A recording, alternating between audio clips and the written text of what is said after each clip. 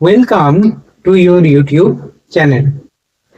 In the previous videos, আগের ভিডিওগুলোতে আমরা ডিভিসিবিলিটি রুল নিয়ে আলোচনা করছিলাম।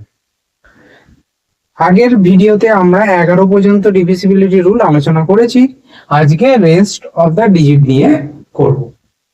তাই প্রথমেই যে সংখ্যাটা আসছে সেটা হচ্ছে 12। তাহলে 12র ডিভিসিবিলিটি রুল করতে গেলে কোন সংখ্যা 12 দিয়ে বিভাজ্য জানবো কি করে? যে সংখ্যাটি 4 and 3 বোথ 4 এবং 3 দুটো সংখ্যা দিয়ে যে সংখ্যাটা বিভাজ্য সেটা 12 দিয়েও বিভাজ্য। আমরা যদি একটা এক্সাম্পল নিই 2 2 4 4, তাহলে এটাকে 4 দিয়েও ভাগ যাবে, 4 5 20, 4 6 24, 4 1 4, 3 দিয়ে 3 7 21, 3 4 12, 3 8 24 ভাগ যাচ্ছে, তাহলে 12 দিয়েও যাবে। 12 1 12, 104, 8 12 96, 84,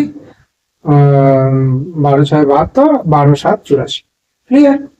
নেক্সট আসছে 14। 14 কি দিয়ে ডিভিজিবল হবে? 14 এর রুলটা কি? যে সংখ্যাগুলি 7 এবং 2 বোথ দিয়ে ডিভিজিবল সেটা 14 দিয়েও ডিভিজিবল হবে। এক্সাম্পল 1232, 1232, তাহলে 7 দিয়ে ডিভাইড করলে 7 1, 5 53, 7 7 49 আর 42, 7 6 42, আর 2 দিয়ে তো ভাগ যাবে যেহেতু লাস্টে 2 আছে, তাহলে 14 দিয়েও যাবে। তাহলে 14 দিয়ে 112,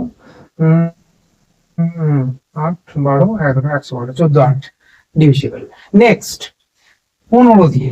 15 দিয়ে যে সংখ্যাটি 5 and 3 বোথ দিয়ে ডিভিজিবল সেটা 15 দিয়েও ডিভিজিবল। এক্সাম্পল কি? 1275। তাহলে যে সংখ্যাটা 5 এবং 3 বোথ দিয়ে ডিভিজিবল সেটা 15 দিয়েও ডিভিজিবল। এক্সাম্পল আমরা করলি এটা বুঝে যাব। নেক্সট হচ্ছে 16। 16টা একটু ট্রিকি। 16টা কি? 16র এক্সাম্পল হচ্ছে মানে ডিভিজিবিলিটি রুল হচ্ছে যে সংখ্যার লাস্ট 4টে ডিজিট 16 দিয়ে ডিভিজিবল, তাহলে সেটাই 16 দিয়ে ডিভিজিবল। এখানে আমরা একটা এক্সাম্পল নিয়েছি 1,26,304, তাহলে লাস্ট 4 ডিজিট কি আছে? 6304, তাহলে এটাকে আমরা দেখে নেবো 16 দিয়ে ডিভিজিবল কোন। 16 3 48, এটা হচ্ছে 150, তাহলে 16 16 8 8 8 4 40 8 হাতে রইল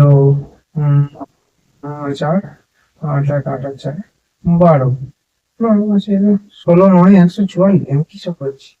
তাহলে হচ্ছে 6 4 16 4 64। ক্লিয়ার? তাহলে যে সংখ্যার লাস্ট 4টে ডিজিট 16 দিয়ে ডিভিজিবল সেটাই 16 দিয়ে ডিভিজিবিলিটি রুল। Last 4 digit. 18টা কি? ফার্স্ট ক্রাইটেরিয়া হচ্ছে ইভেন হতে হবে সংখ্যাটাকে, and the second criteria is divisible by 9. First criteria সংখ্যাটাকে ইভেন হতে হবে, আর সেকেন্ড ক্রাইটেরিয়া ডিভিজিবল বাই 9। তাহলে 9,36,198 কে আমরা ডিভাইড করলে এটা হবে। নেক্সট হচ্ছে 25। 25 এর ডিভিজিবিলিটি রুল কি? লাস্ট 2 ডিজিট আইদার 0 0 হবে অর ডিভিজিবল বাই 25 হবে। তাহলে লাস্ট দুটো ডিজিট হয় 0 0 হবে অথবা 25 দিয়ে ভাগ যাবে। তাহলে এখানে 13,550 কে যদি আমরা দেখি 50, তার মানে 25 দিয়ে 50 কে ভাগ যায়। and the last one is 125. 125 এর ডিভিজিবিলিটি রুল কি? যখন last 3 digit of a number is divisible by 125। তাহলে এখানে আমি একটা এক্সাম্পল নিয়েছি 6,25,250, তাহলে লাস্ট 3 ডিজিট কি?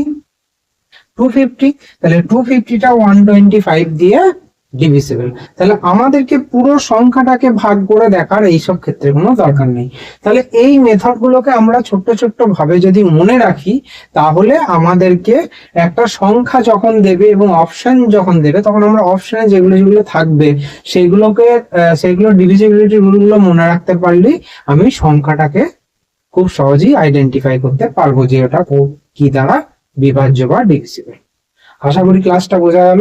দেখা হচ্ছে আবার পরের ক্লাসে। Thank you.